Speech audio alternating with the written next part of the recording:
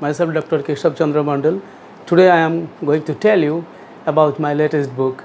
Actually, this book was published on the 17th of this month, and just today I received the book. I have told all of you that I have written a book which is an epoch-making book.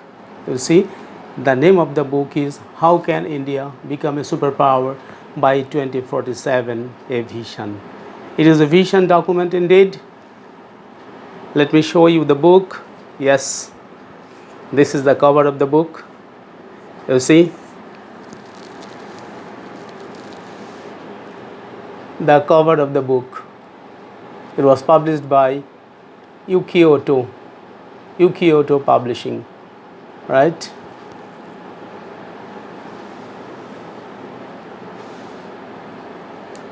Yes, this is my 17th book.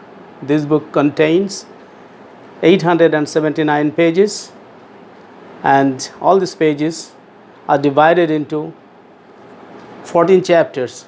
You see the back cover page of the book.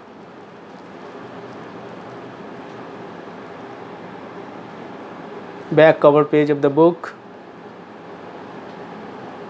What a nice cover. It is really a wonderful book. It took 4 years to write this book, and happily I would like to say with you that this book has been written with my blood. With the blood of my vein, I have written this book. You see the inside cover page. Okay. Now, I would like to share with you about the reviews and good wish message of Shaddarshan Acharya Mahamopadhyaya Bhadresdas Swami. He is from BAPS Swaminarayan Research Center, Swaminarayan Akshardham, New Delhi. He is a great man, a great saint, and a great philosopher. At the same time, he is a great orator also. He has written the good wish message of the book.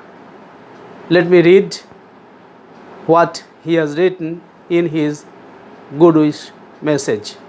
He wrote that I am happy to write that the book entitled How Can India Become a Superpower by 2047, a vision, is an authentic document of India's ancient history, Vedic culture, society, philosophy, and spirituality with modern science and technology. It tells about India's contemporary potency and vivacity and the story of resurgence of modern India as a global power. This book does not merely highlight the troubles of mundane life. It talks about eternal peace, prosperity, spirituality, and the attainment of happiness through spiritual life.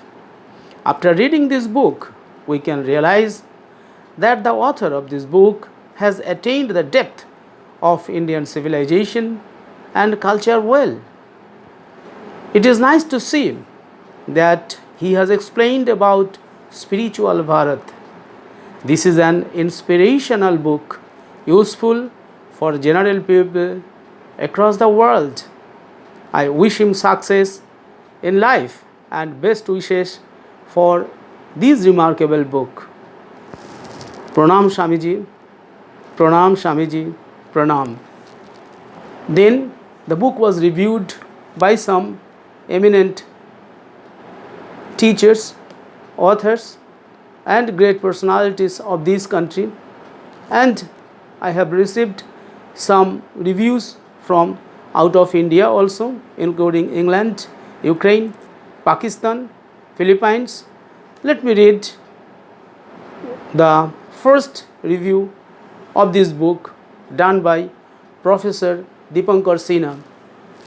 Professor Dipankar Sinha, he is my teacher. He taught me in Kalyani University in the year 1989 to 90. Right? Let me read. He wrote, "This book is a welcome addition to the existing literature one wonder called India. The 14 chapters, written lucidly but with impressive depth, are to provide the readers a veritable intellectual treat running through centuries. What seems to be particularly noticeable in the book is the way it navigates through India's journey by bringing the past, present, and future under two covers. The past and the present induce the Vision 2047, the centenary year of India's independence. Such a vision is of much relevance because it provides an important roadmap to what can possibly be done in the background of the previous and ongoing challenges and crises. The author's streak of optimism enables him to provide some vital clues to calibrate India in multiple ways, from the worldly, political, economic to the cultural and spiritual. I hope the book, having provided some fresh insights, will attract a wide section of readers. Congratulations and best wishes, Dr. Dipankar Sinha, Professor of Political Science, University of Calcutta, India." Thank you very much, sir. Thank you. Thank you very much. I convey my heartfelt gratitude to you for writing this wonderful review of the book. Next, the review was written by Annette Jackson. She has written this from England. She is a great author and she is a great personality of England. She is a book author. See, Annette Jackson, Annette, Annette Jackson. Let me read a few lines what she wrote. She wrote, "The book entitled How Can India Become a Superpower by 2047, a Vision, is an impassioned and well-researched account of India's rich and turbulent history and culture, which, like a multifaceted diamond caught in the sunlight through light, in its 14 chapters on India's glorious past and how foreign merchants explored its rich natural resources and India's indigenous peoples. Although there are echoes of an inspiring self-help book in the opening chapter of this, to me, it is to a large extent a combination of history book and a prescription for self-healing of a beautiful country, one which has been badly wounded economically, agriculturally, politically, and perhaps culturally to some degree over many centuries by exploitation of its natural resources and peoples, many generations of whom were scarred in the past by warlords, foreign invaders, different kings, emperors such as the Persians, Greeks, Shakas and Hunas, to quote Dr. Mandal. From the ashes of the past, India has emerged like a phoenix, but not without a struggle, Dr. Mandal states eloquently in chapter 4 of his book, Students of Indian Politics and Philosophy, and anyone who is fascinated by Gandhi's influence on Indian politics, how sovereign India emerged after independence, and the role of the first Prime Minister Nehru will also find this book fascinating reading. I am just skipping and then let me read another few lines. To bring the reader down to earth, Dr. Mandal points out that obstacles stand in the way of India achieving a $25 trillion economy by 2047, the most obvious ones being the absence of a good value-based education system, short government tenure, lack of encouragement of students and scholars, people's belief in fate, inverted comma close, and the effects of the blame culture. Finally, she wrote, balancing the development of the manufacturing base and services industries is highly important for the holistic development of India. He concludes in his vision for India's future development strategy. Other enterprising ideas include a prescription for better education of India's youths, encouragement by providing wider, affordable, accessible to skills, training and development for them, more rural courts in rural India, better local government, climate change, challenges control, population regulation and green growth strategy. I highly recommend this very interesting book and give it a 5-star rating. Thank you, Annette Jackson. And then I got another very good review from Mala Janardan. She is from India. She lives in Mumbai. She is a poet and an author, Mumbai Metropolitan, India. Next, Professor Muna Khayal Khatik. She is a professor of Bahauddin Zakaria University, Multan, Pakistan. Professor Muna Khayal Khatak. Right. Let me read a few lines from her review. She wrote, reading history has always been like traveling in a time machine. This book has the same effect. It begins with handling the reader in ancient India. The first half makes him visualize the journey of India from Bharatvarsha to being colonialized. Then the writer takes us to India's freedom struggle and leads us on the early problems faced by the nascent country. The second half of the book covers lessons from other developed states and how can India embark on the same journey. The vision for India presented in fascinating and one must definitely read it. It's written in an easy language and not bombarded with terminologies and jargon. I loved it for being written more like a story than a boring history book. The local colloquial such as Sone ki chiriya gives it a pretty indigenous touch.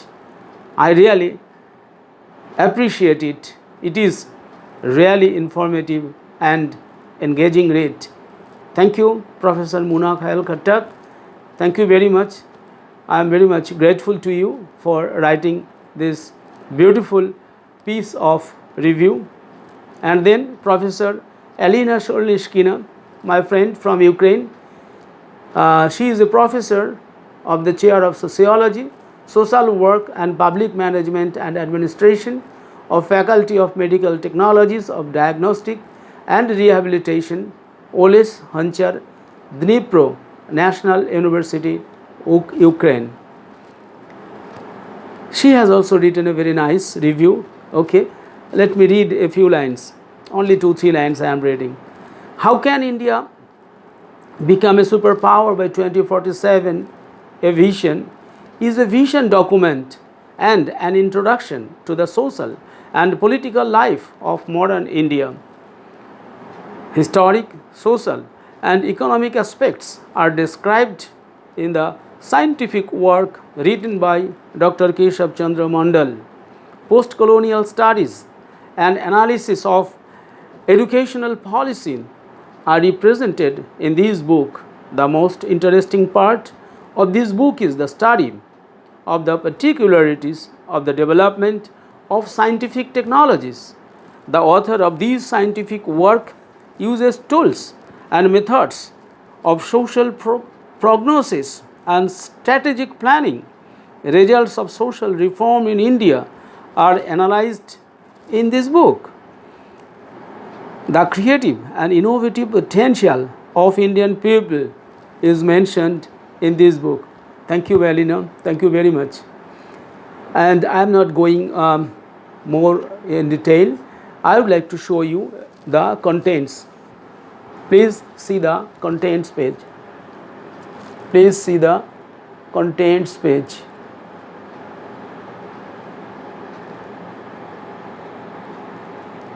I hope you have seen.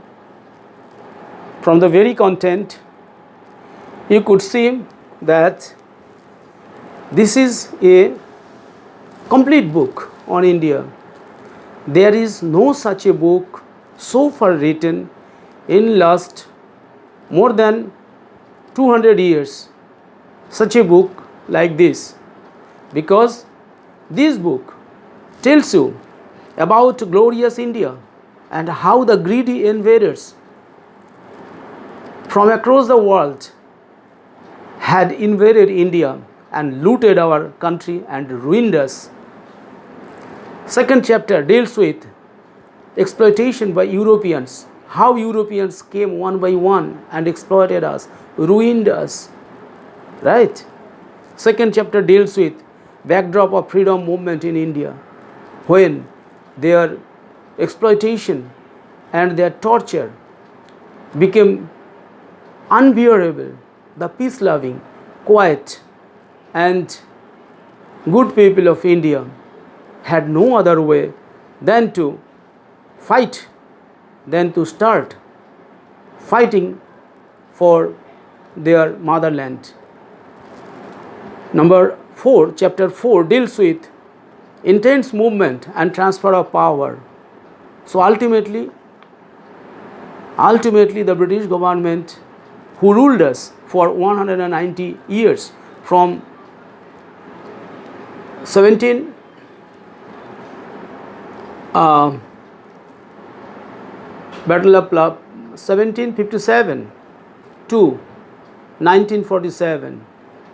So these 190 years they ruled us. Chapter 5 deals with post-independence problems.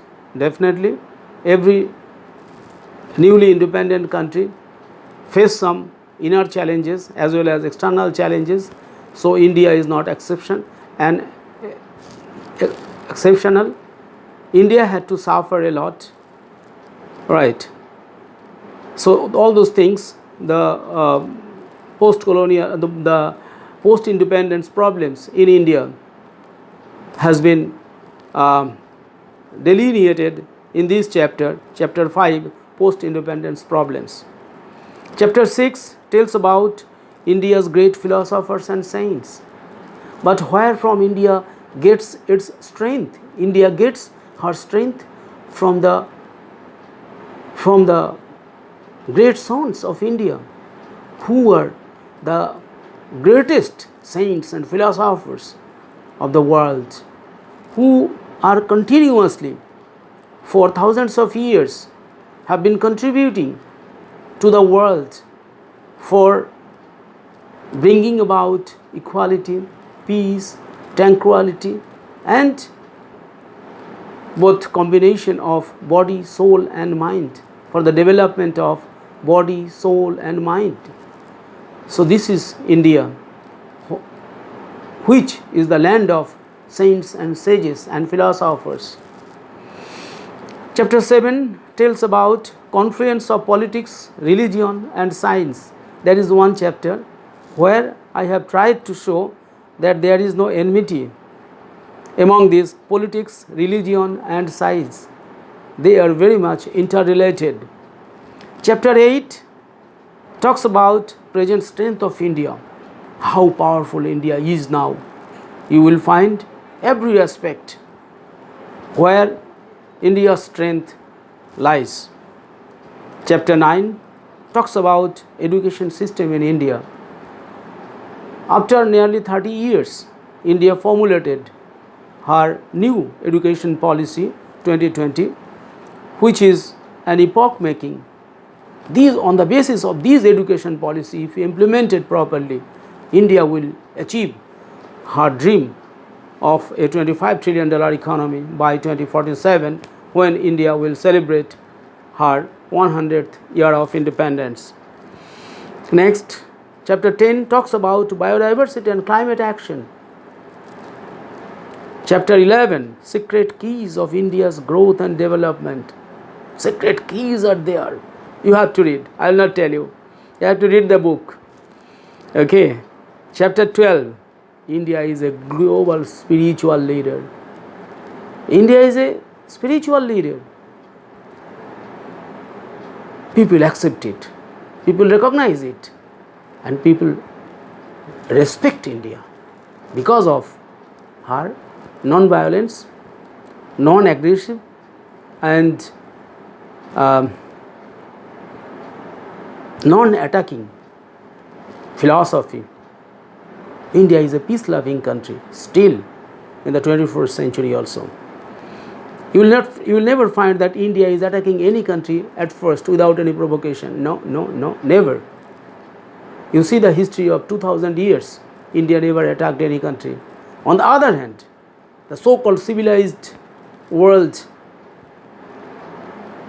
of the global north came here, India. Why? To take away, to exploit the money, wealth and natural resources of India. Next, chapter 13 talks about foreign policy and public policies in contemporary India. So the students of political science, students of international relations will find here material.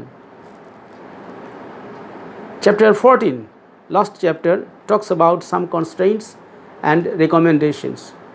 Yes, in India there are so many good things, so many advancements have taken place, but it is not that India is full of happiness, full of peace, full of progress only. There is no misery, there is no poverty, there is no illiteracy, there is no malnutrition, there is no discrimination. We cannot say. So all these problems, all these challenges are here in India. But this book tells how all these challenges can be overcome, right? So, and after that you will find acknowledgements, then bibliography, almost 20-page bibliography, where you will find 737 books, references of books, articles, right? List of tables, 1 page, then abbreviation, glossary, index, and about the author, small part about the author. So this is the book. Complete total pages in the book are how many? 879. This is a complete book where you will find everything, all your problems, whatever problem you are facing, you can solve by reading this book. If you are a student, if you want to quote, you can quote not less than 100 quotations, 100 lines you can quote, more than 100 lines you can quote from this book. If you are an aged person or old man, you will find joy, because one of my friends, Kishan SSR is my friend. He wrote the foreword of the book. He lives in Hyderabad. He told that, Dr. Mandal, I started reading your book after getting up from bed at 3:30 a.m. Can you just imagine? A 74 years old man had started reading my book after getting up at 3:30 a.m. This is such a book.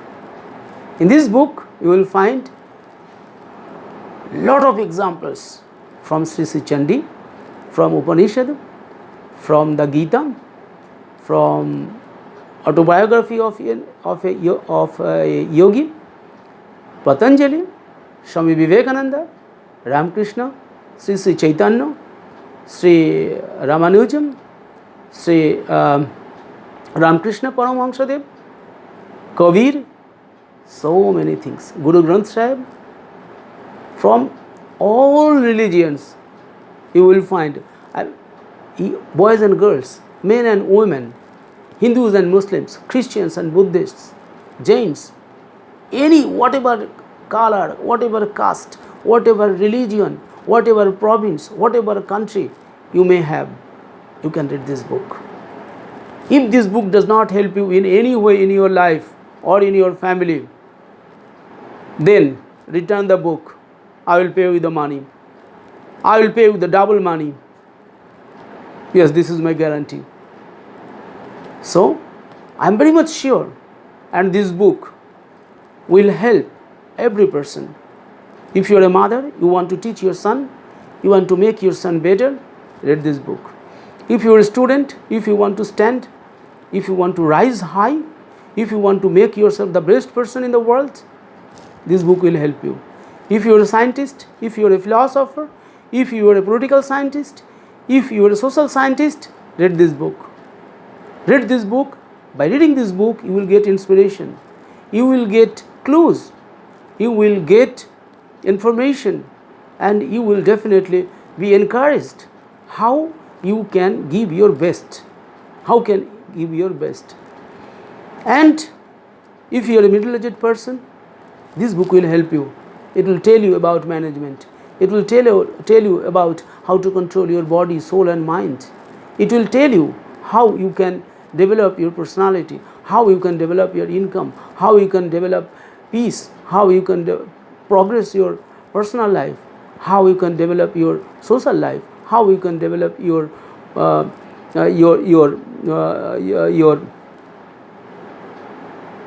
family bonding. Everything is there. Everything is written here.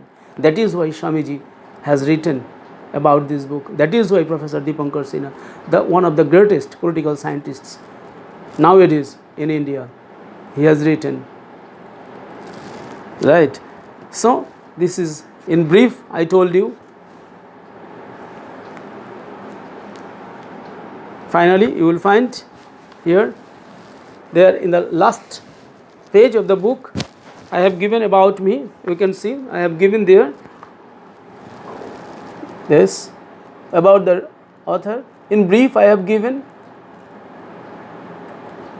a QR code is also mentioned. You can see about me in details, more about me if you want to know that who is this author, you can know, right? And now this book is available on Amazon. You will get this book in Google. This book is available in China. This book is available in Japan, Netherlands, Denmark, Philippines, and many other countries. So, wherever you may live, anywhere in the world, you can collect the book. And I am saying that you can collect the book for your personal use, for the use of your children, for the use of your grandchildren, for the use of your colleagues, for the use of your friends, for the use of your office, for the use of the company you run or you work. So everybody can buy this book. Everybody should read this book. Right? Once again, I am telling, how can India become a superpower by 2047? How can India become a superpower by 2047? How can India become a superpower by 2047? Ukioto Publishing, UKIWOTO. You can find the book at ukioto.com. You go there, search the book by name, or you go in Google, just type the name, you will find it. I hope that I have been able to tell you in brief about the book. Right? Thank you. Thank you very much. Thank you. Thank you very much. Thank you. Thank you very much.